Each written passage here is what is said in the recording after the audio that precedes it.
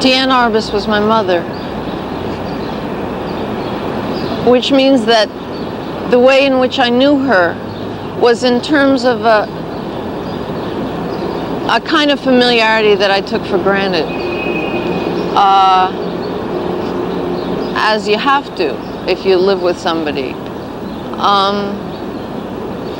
The way I knew her photographs, I mean, some of them still to me, I remember as torn pieces of paper that she would bring back from the darkroom. I remember them tacked on walls, you know, around her bed or on this wooden screen she had in one place we lived.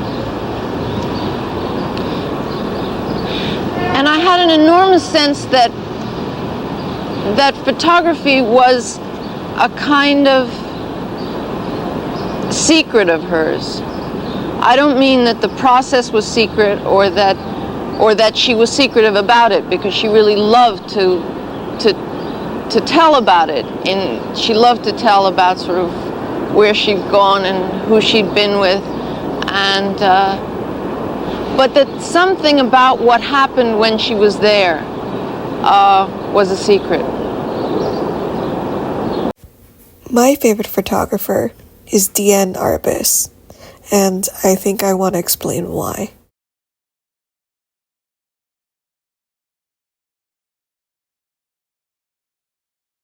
It started when I was in middle school and I had an interest in photography. I would go around my classes with a Polaroid camera that my parents had gotten me for my birthday. It was when Polaroids had suddenly become something cool to me and my friends. I remember the distinct flash of the camera and the loud whirring of the machine. I remember the embarrassment that I would feel if the other kids saw me taking photos. I don't know why I felt like this. I just did. Photography was a secretive process. It was something that I was excited to show people, and it was something that I was excited to talk about, but it was still so personal in a way that I thought that I couldn't share with other people.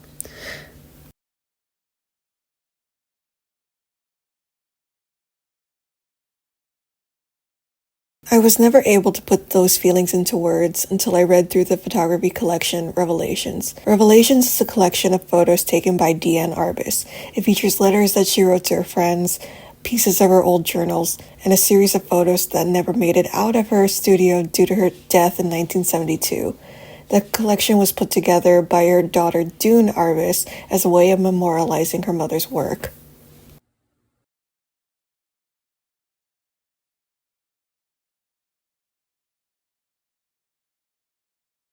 I really like Diane Arbus's work.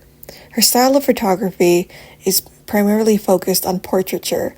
Subject's expressions are neutral, there are barely any backgrounds in her work. It feels like her pictures were made to stand out at all, but I think that's why they're so successful. I think that's why they have such an impact on me. In 1945, when Diane was in her 20s, she would walk around New York with her daughter and camera in hand.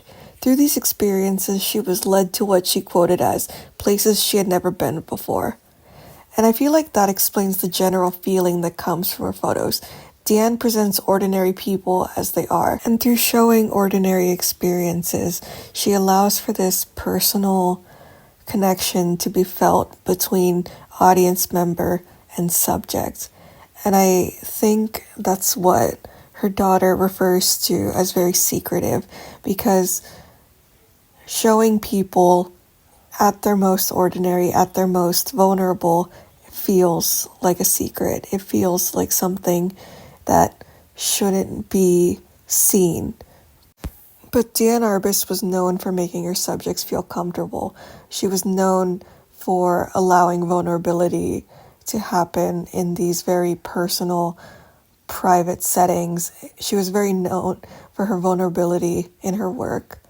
And I think that's why I'm able to connect to her art so well. And I think that's why a lot of people are able to connect to her art so well, because no one is used to vulnerability in that sense.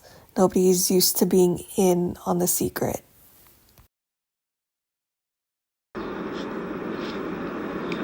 There was an enormous sense of what was prohibited.